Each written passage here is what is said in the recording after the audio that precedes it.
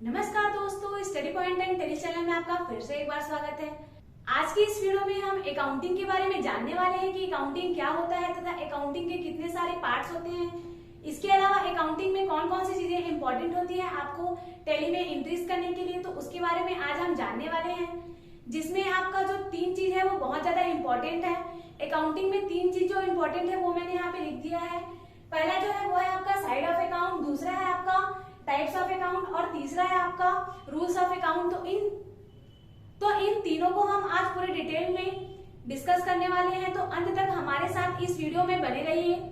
यहाँ पर हम सबसे पहले बात कर लेते हैं कि अकाउंटिंग जो वर्ड है वो क्या होता है और ये कहाँ से आया है। तो यहाँ पे जो आपका अकाउंटिंग है उसका मीनिंग होता है लेखांकन, और ये जो आपका लेखांकन है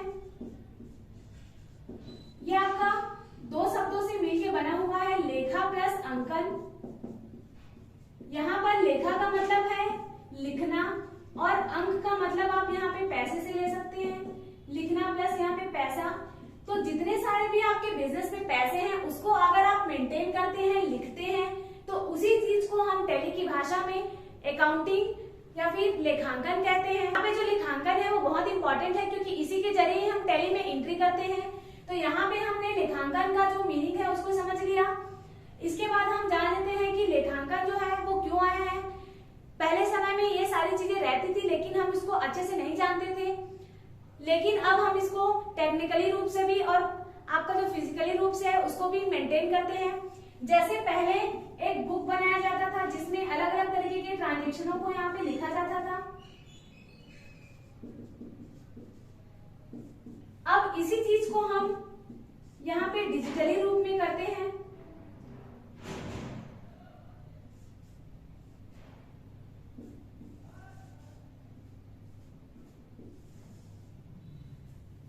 पहले जो है वो ट्रांजेक्शन को एक बुक में बनाया जाता था, अब इसी चीज को हम यहाँ पे डिजिटली रूप में या फिर कोई भी जो डिजिटल तरीका है उसमें हम एंट्री करते हैं। तो इसी तरीके को हम यहाँ पे सीखने वाले हैं।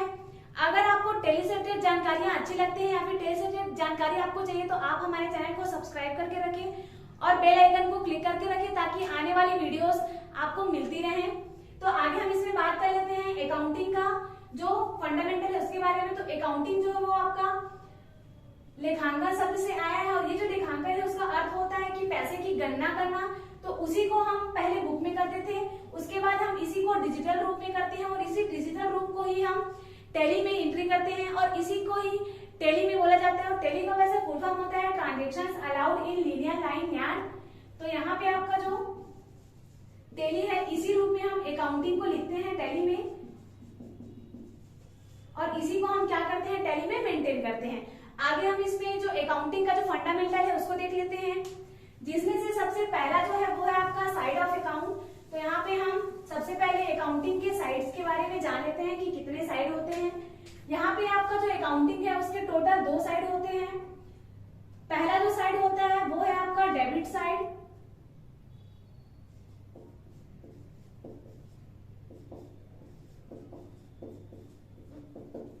और दूसरा जो साइड है वो है आपका क्रेडिट साइड।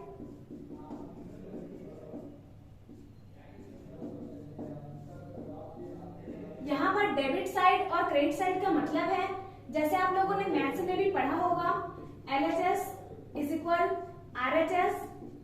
LHS का मतलब है लेफ्ट हैंड साइड और RHS का मतलब है राइट हैंड साइड। तो यहाँ पे हमने मैथ्स में भी पढ़ा था कि अगर लेफ्ट साइड में 20 आया है तो आपको राइट साइड में भी 20 लाना है।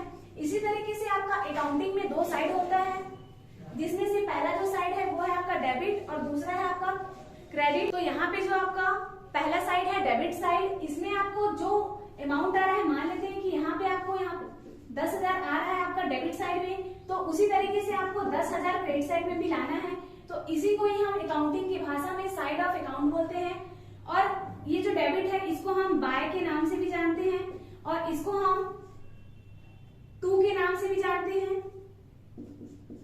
इसके अलावा हिंदी में इसको विकलन बोलते हैं और जो क्रेडिट है उसको समाकलन बोलते हैं।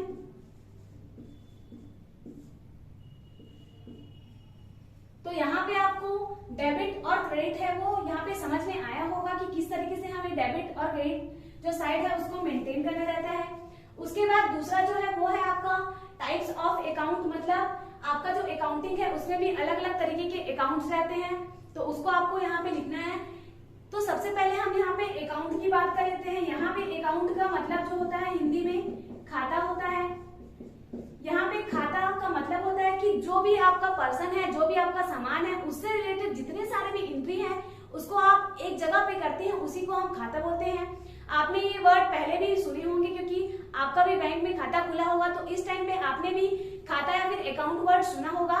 तो यहाँ पे जैसे आप अपने बैंक में पैसे जमा करते हैं तो वो आपके खाते में ही डालता है, अगर आप वहां से निकालते हैं तो आपके खाते में से ही क्रेडिट होता है। अगर कोई अलग पर्सन या फिर अलग राम नाम का जो व्यक्ति है वो अपने बैंक से पैसे निकालता है तो उस टाइम पे भी उसके खाते से ही पैसे जाते हैं। तो इस तरीके से अलग अलग पर्सन्स, अलग अलग सामान या फिर अलग अलग जो भी आपका एसेट्स है, संपत्ति है, वस्तु है, कैश है, गुड्स है, तो उससे रिलेटेड अलग अलग तरीके के खाते बनाए जाते हैं जिसमें हम उसका जो अमाउंट है उसको मेंटेन करते हैं कि कितना आया कितना गया। तो हमें सिर्फ अलग अलग तरीके के वहां पे भी बुक्स बनाने पड़ते हैं जिसमें हम यहाँ पे जैसे कैश को ले लिए, यहाँ पे हम बैंक से रिलेटेड जो भी आपका ट्रांजेक्शन है उसको ले लिए। तो इसी तरीके से हम अलग अलग जो लेजर्स बनाते हैं, अलग अलग बुक बनाते हैं, उसी को हम यहाँ पे लेजर्स बोलते हैं। और एक व्यक्ति एक वस्तु से संबंधित सिर्फ एक ही लेजर बनता है और उसी में हम अलग अलग जो ट्रांजेक्शन है उससे रिलेटेड उसको हम डालते हैं, तो इसी को हम यहाँ पे खाता या फिर अकाउंट बोलते हैं। और पहला जो है वो है आपका नेचुरल पर्सन, जिसे हम प्राकृतिक व्यक्ति भी बोलते हैं। एग्जाम्पल के लिए यहाँ पे ऐसे लोग जो अपना काम खुद कर सकते हो या फिर ऐसे लोग जो गॉड के द्वारा बनाया जाता है वो आपका नेचुरल पर्सन कहलाता है। एग्जाम्पल के लिए यहाँ पे हम किसी का नाम लिख सकते हैं।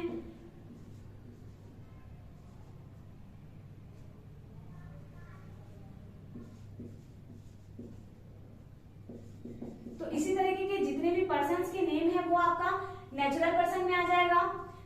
दूसरा जो इसमें आता है वो है आपका आर्टिफिशियल पर्सन।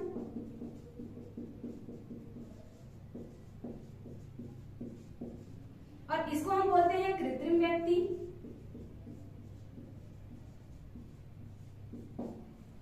यहाँ पे आर्टिफिशियल का मतलब होता है कृत्रिम, मतलब ऐसी चीजें जो मनुष्य के द्वारा बनाई जाती है उसको हम कृत्रिम बोलते हैं। तो यहाँ पे हमारे द्वारा जो भी चीजें बनाई जा रही है उसको हम यहाँ पे आर्टिफिशियल पर्सन के अंतर्गत लेंगे। मतलब ऐसा पर्सन जो सिर्फ नाम के लिए रहता है लेकिन हम उसको एक पर्सन के रूप में यूज नहीं कर सकते, मतलब वो अपना काम खुद नहीं कर सकता, किसी पर्सन के द्वारा ऑपरेट किया जा रहा हो, तो वो आपका आर्टिफिशियल कहलाएगा। एग्जाम्पल के लिए कोई कंपनी, कोई फर्म, कोई ऑर्गेनाइजेशन इसके अंतर्गत आ जाएंगी, कोई बैंक, वो सारी चीजें इसमें आपका आर्टिफिशियल में आ जाएंगी। उसके बाद दूसरा जो आपका अकाउंट है वो है आपका रियल अकाउंट, जिसको हम वास्तविक खाता भी बोलते हैं। यहाँ पे वास्तविक का मतलब होता है कि ऐसी चीजें जो आपके में एक्चुअल में एग्जिस्ट करती हो, जिसे हम देख सकते हैं, छू सकते हैं। तो इसमें आपका सबसे पहला जो आता है वो है आपका कैश, जिसे हम नगद बोलते हैं। आपका जो कैश है जो आपके बिजनेस में रहता है उसको आप देख सकते हैं, छू सकते हैं, महसूस कर सकते हैं। इसके अलावा सेकंड जो आता है वो है आपका बैंक, और इसको हम चेक के रूप में भी लिखते हैं। यहाँ पे जो चेक का स्पेलिंग है वो है आपका CHEQUE, और वहां पे आप लोग जो एक और वर्ड का यूज करते हो चेक, तो वहां पे CHECK होता है। उस चेक का मतलब होता है जांचना, और इस चेक का मतलब होता है एक पत्र जिसको हम बैंक में जमा करते हैं और वो आपका कैश के रूप में ही रहता है। तो यहाँ पे आपका जो बैंक है वो आ गया। तीसरे नंबर पे आ जाता है आपका गुड्स, जिसको हम माल बोलते हैं। यहाँ पे माल या फिर सामान का मतलब होता है कि ऐसी चीजें जिसका आप बिजनेस में, माल या फिर सामान, तो यहाँ पे आपका गुड्स का मतलब हो जाएगा कि ऐसी चीजें जिसका आप बिजनेस में लेन देन कर रहे हैं, क्रय विक्रय कर रहे हैं, या फिर ऐसी चीजें जो आपके बिजनेस में कम समय के लिए रहती हैं, तो वो सारी चीजें आपका गुड्स कहलाएंगी। उसके बाद आपका जो एग्जाम्पल है उसको देख लेते हैं। इसमें एग्जाम्पल के लिए यहाँ पे जो क्लोथ है, अगर आप कोई कपड़े का बिजनेस करते हैं तो कपड़ा आपके लिए वहां पे गुड्स हो जाएगा। वैसे ही आपका कंप्यूटर को ले सकते हैं, कंप्यूटर आपका गुड्स भी हो सकता है और एसेट्स भी हो सकता है, तो उसको भी हम आगे देखने वाले हैं कि एसेट्स क्या होता है और उसको हम कैसे पहचानते हैं। तो यहाँ पे कंप्यूटर का अगर आप कोई बिजनेस कर रहे हैं, उसका सेल परचेस कर रहे हैं, तो वो आपके लिए गुड्स हो जाएगा। चौथा जो है वो है आपका एसेट्स। एसेट्स को हम संपत्ति बोलते हैं।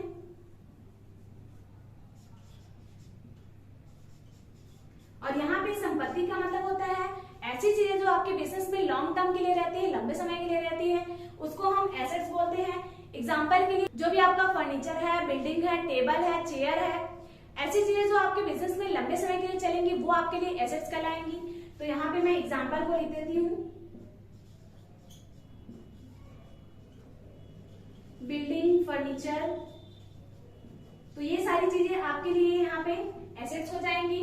उसके बाद इसके बाद तीसरे नंबर का जो आपका अकाउंट आता है वो है आपका नॉमिनल, जिसको हम नाम मात्र का खाता भी बोलते हैं। ये सिर्फ आपके नाम के लिए यूज होगा, इसलिए हम नाम मात्र बोलते हैं। इसमें सबसे पहला जो आता है वो है आपका एक्सपेंस, और यहाँ पे एक्सपेंस को हम हिंदी में खर्चा बोलते हैं। यहाँ पे खर्चा जो है वो आपका जो वर्ड है वो तब यूज होगा जब आप अपने बिजनेस में कोई पैसे किसी को दे रहे हो किसी कारण से, तो वो आपके लिए खर्चा हो जाएगा क्योंकि आपके पास से पैसे जाएंगे। तो यहाँ पे आपका खर्चा जो है वो होता है, तो उसके बदले आपको कुछ रिटर्न मिलता है। तो यहाँ पे जैसे एग्जांपल के लिए आप ले सकते हैं रेंट का, बिल्डिंग का, क्योंकि हम जब किसी को सैलरी देते हैं तो उस टाइम पे हमें वो सामने वाला काम करके देता है, तभी हम उसको सैलरी देते हैं। तो इसी तरीके से आप जितने भी एग्जाम्पल है उसको यहाँ पे लिख सकते हैं। तो यहाँ पे मैं सैलरी लिख देती हूँ, रेंट लिख देती हूँ। इसी तरीके से जितने भी एग्जाम्पल्स है इसको आप यहाँ पे ले सकते हैं। दूसरे नंबर का जो आता है वो है आपका इनकम। इनकम को हम हिंदी में आय बोलते हैं, और यहाँ पे आय का मतलब होता है ऐसी चीजें जिसकी वजह से आपके बिजनेस में पैसा आ रही हो, तो वो आपके लिए आय हो जाएगा, इनकम हो जाएगा। और यहाँ पे इनकम का एग्जांपल अगर लेना चाहे तो जैसे कि अगर आपको कोई डिस्काउंट मिल रहा है, कोई रेंट मिल रहा है, अगर इलेक्ट्रिसिटी बिल मिल रहा है, तो वो आपके लिए यहाँ पे इनकम हो जाएगा। तो इसको हम एग्जाम्पल के लिए यहाँ पे लिख देते हैं discount receive, commission receive. Receive को हम यहाँ पे REC डॉट लिखते हैं। इसके बाद तीसरा जो आपका आता है इसमें वो है आपका लॉस। लॉस को हम हिंदी में हानि बोलते हैं, और यहाँ पे हानि का मतलब होता है कि आपके बिजनेस से ऐसी चीजें जो पूरी तरह से डिस्ट्रॉय हो जाती है, नष्ट हो जाती है, उसे हम बिजनेस के लिए हानि बोलेंगे, लॉस बोलेंगे। जैसे आपकी बिल्डिंग में आग लग जाती है, अगर चोर कैश को चुरा के ले जाता है तो वो आपके लिए हानि हो जाएगी, क्योंकि इसके बदले आपको कुछ रिटर्न भी नहीं मिल रहा है और आपका जो सामान है वो भी चला गया, तो वो आपके लिए लॉस हो जाएगा। एग्जाम्पल के लिए आप यहाँ पे लिख सकते हैं लॉस बाय फायर, आग से हानि, loss by fire, loss by theft. इसके अलावा और भी जो चीजें हैं वो भी आती हैं, लॉस बाय थेफ्ट। इसके अलावा एक और आता है वो है आपका लॉस बाय डैमेज। अगर आपका जो सामान है वो डैमेज हो जाता है तो उसको आप यहाँ पे ले सकते हैं। अगला जो है वो है आपका लॉस बाय लिविंग स्टॉक। यहाँ पे सबसे पहले मैं आपको लिविंग स्टॉक का मीनिंग बता देती हूँ। यहाँ पे लिविंग स्टॉक का मतलब होता है कि ऐसी चीजें जिसका आप अपने बिजनेस में जीवित रूप में यूज कर रहे हो। एग्जाम्पल के लिए जैसे आपके बिजनेस में किसी डॉग को आपने सिक्योरिटी के पर्पज से खरीद के रखा हुआ है, तो वो आपके लिए यहाँ पे लिविंग स्टॉक हो जाएगा जिसका आप अपने बिजनेस में यूज कर रहे हैं। और ये जो आपका लिविंग स्टॉक है वो आपके लिए फिक्स एसेट्स होगा जिसका आप लोग लंबे समय के लिए यूज करेंगे, तो इसको आप लॉस बाय लिविंग स्टॉक के रूप में यहाँ पे लिख सकते हैं। इसके बाद हम बात कर लेते हैं रूल्स का, जो आपके लिए बहुत ही ज्यादा इंपॉर्टेंट है आपको क्वेश्चन करने में, चाहे बिजनेस के जो भी ट्रांजेक्शन है उसको समझने में, तो इसको आप लोग ध्यान से देखिएगा। यहाँ पे रूल्स का जो फंडामेंटल है वो आपका पर्सन्स के अकॉर्डिंग है। अलग अलग पर्सन्स के अलग अलग रूल है। जैसे हमने यहाँ पे पर्सन पढ़ा तो पर्सनल का अलग रूल है, रियल है तो उसका अलग रूल है, नॉमिनल का अलग रूल है, तो इसी के बारे में हम यहाँ पे बात करने वाले हैं। तो यहाँ पे हम सबसे पहले बात कर लेते हैं पर्सनल अकाउंट का। यहाँ पे पर्सनल अकाउंट का सबसे पहला जो रूल है वो है आपका डेबिट द रिसीवर। हिंदी में अगर इसको लिखना चाहें तो लिख सकते हैं पाने वाला आपका जो है वो डेबिट हो जाएगा। दूसरा जो रूल है वो है आपका क्रेडिट द गिवर।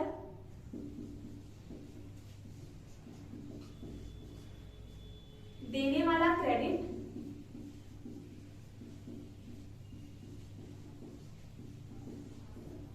यहाँ पे आपका जो पर्सन्स है उसी से रिलेटेड यहाँ पे हम जो आपका रूल है वो यहाँ पे रिलेटेड है। तो यहाँ पे हम एग्जांपल के लिए देख लेते हैं।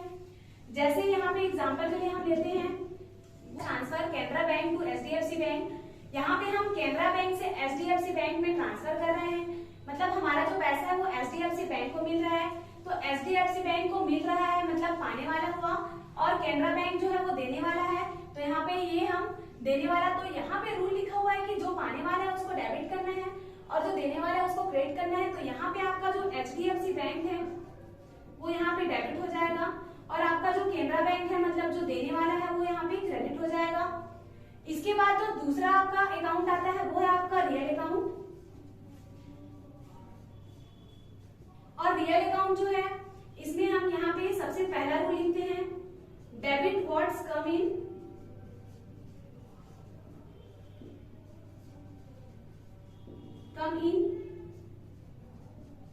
हिंदी में लिखना चाहें तो लिख सकते हैं आने वाला डेबिट। और दूसरा जो रूल है इसका, क्रेडिट व्हाट्स गोज आउट,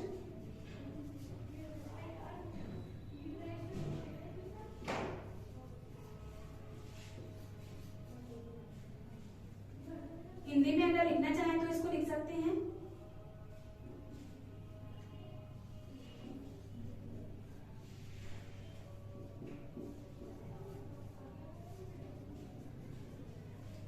तो यहाँ पे इसका पहला रूल है debit what's come in, and second वाला है क्रेडिट व्हाट्स गोज आउट, मतलब आपके बिजनेस में जो भी आएगा उसको आपको डेबिट करना है और जो भी आपका जाएगा उसको क्रेडिट करना है। ये सारे जो रूल है वो आपका अकाउंट से ही रिलेटेड है। जितने सारे भी हमने टर्म्स पढ़े हैं इसी से रिलेटेड इसमें यहाँ पे आपका जो रूल है वो बना हुआ है, क्योंकि ये जो सामान है वो सिर्फ आ सकता है या तो जा सकता है, और जितने भी पर्सन्स हैं वो या तो दे सकते हैं या तो ले सकते हैं। तो रूल्स भी आपका जो टाइप्स ऑफ अकाउंट है इसी के जरिए ही बना हुआ है। तो यहाँ पे हम एक क्वेश्चन करके देख लेते हैं। जैसे एग्जांपल के लिए यहाँ पे मैंने लिखा हुआ है फर्नीचर परचेज ऑन कैश, मतलब हमने जो फर्नीचर खरीदा है वो कैश में खरीदा है।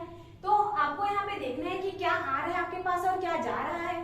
तो यहाँ पे हम फर्नीचर खरीद रहे हैं मतलब हमारे पास फर्नीचर आ रहा है, और कैश जो हम पे करेंगे वो हमारे पास से जाएगा। तो रूल लगाइए यहाँ पे आने वाला डेबिट और जाने वाला क्रेडिट। तो फर्नीचर आ रहा है तो यहाँ पे हम लिखेंगे furniture account debit, furniture account आपका डेबिट हो जाएगा, और जो आपका कैश है वो यहाँ पे क्रेडिट हो जाएगा। तो इस तरीके से आपको जितने सारे भी क्वेश्चंस है वो आपको यहाँ पे बना लेना है। आगे आने वाली जो वीडियो रहेंगी उसमें मैं बताऊंगी कि आपको किस तरीके से जर्नल इंक्रीज करनी है, और मैं आपके लिए एक और वीडियो लेके आने वाली हूँ जिसमें मैं बेसिक से बताने वाली हूँ कि आपको किस तरीके से रूल्स का यूज करके क्वेश्चंस को बनाना है।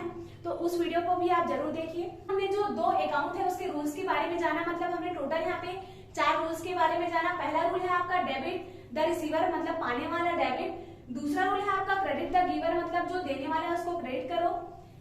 तीसरा जो रूल है वो है आपका डेबिट व्हाट्स कम इन, मतलब जो आएगा उसको डेबिट करो।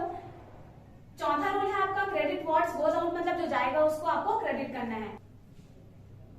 यहाँ पर आपका तीसरा जो अकाउंट है वो है आपका नॉमिनल अकाउंट, और नॉमिनल अकाउंट का रूल है all expenses and losses are debit and all incomes and profits are credit, मतलब जितने भी आपके पास खर्चा और हानि है उसको आपको डेबिट करना है।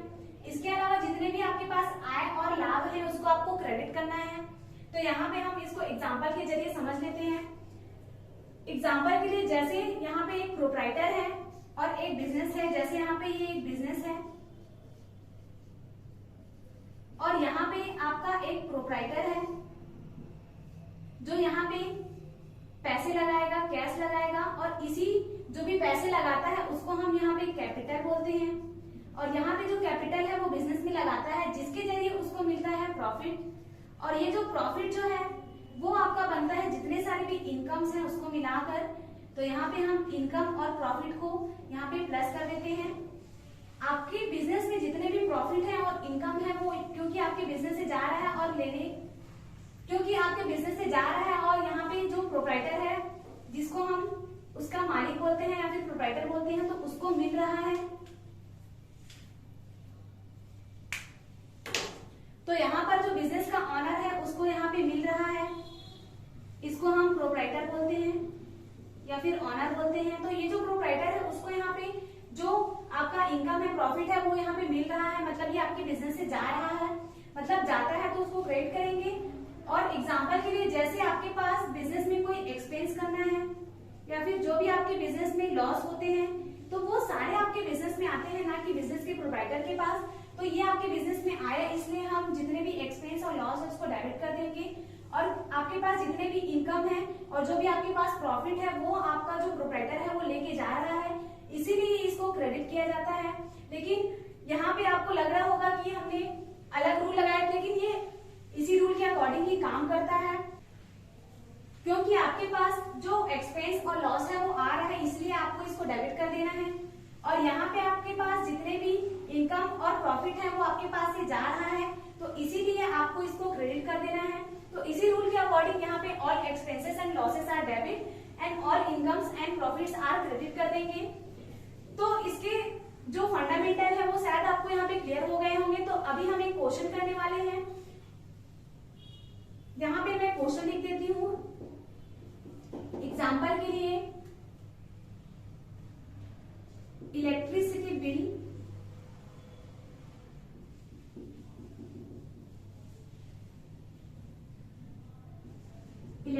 बिल पे 4000, मतलब जो हमने इलेक्ट्रिसिटी बिल है उसको हम यहाँ पे पे कर रहे हैं। तो इलेक्ट्रिसिटी जो बिल है वो आपके लिए खर्चा है, तो यहाँ पे जो खर्चा है उसको हमें क्या करना है, यहाँ पे डेबिट करना है। तो यहाँ पे हम लिख देंगे electricity bill account debit, bill account आपका डेबिट हो जाएगा।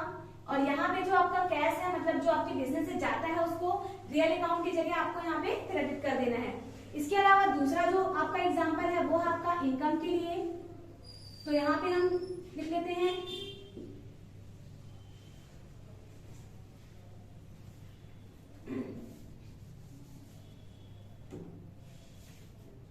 तो यहाँ पे हम एग्जांपल लिख लेते हैं दूसरा, डिस्काउंट रिसीव 4000, हमारा जो डिस्काउंट है वो हमें रिसीव हो रहा है। तो यहाँ पे हम, क्योंकि हमें कैश मिल रहा है तो हम कैश को डेबिट कर देंगे। और यहाँ पे डिस्काउंट रिसीव जो आपका इनकम है, तो यहाँ पे आपको नॉमिनल अकाउंट के जरिए ऑल इनकम को आपको यहाँ पे क्रेडिट कर देना है। तो यहाँ पे हम cash account debit to discount receive करके एंट्री कर देंगे, और रिसीव को हम REC डॉट भी लिखते हैं। तो यहाँ पे आपका जो क्वेश्चन है वो कंप्लीट हो जाता है। तीसरे नंबर का जो एग्जांपल है वो है आपका लॉस के लिए। एग्जांपल के लिए जैसे आपका जो गुड्स है वो आग से जल जाता है,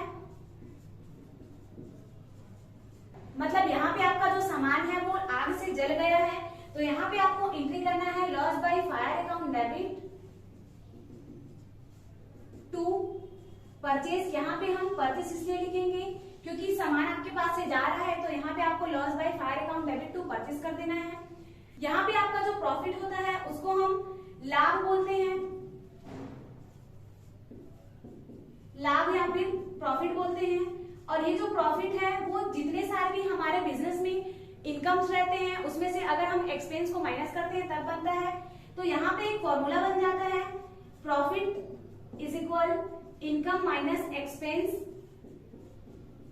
तो इसको आपको याद रखना है, ये आपके एग्जाम्स वगैरह में भी पूछे जाते हैं, तो इसको आपको अच्छे से याद रखना है कि प्रॉफिट का जो फॉर्मूला होता है वो है आपका profit is equal income minus expense. मतलब आपके बिजनेस में जितने भी इनकम्स होंगे उसमें से आपको एक्सपेंस को माइनस करने पड़ेगा, तभी आप यहाँ पे प्रॉफिट को निकाल सकते हैं। तो और भी ऐसे टेली से रिलेटेड जानकारियों के लिए आप हमारे चैनल को सब्सक्राइब करें, इस वीडियो को लाइक करें। यह वीडियो आपको कैसी लगे हमें कमेंट में जरूर बताएं, और आगे हमें कौन से टॉपिक में वीडियो बनाना चाहिए हमें कमेंट में बताएं, ताकि हम उसके लिए भी वीडियो बना सकें।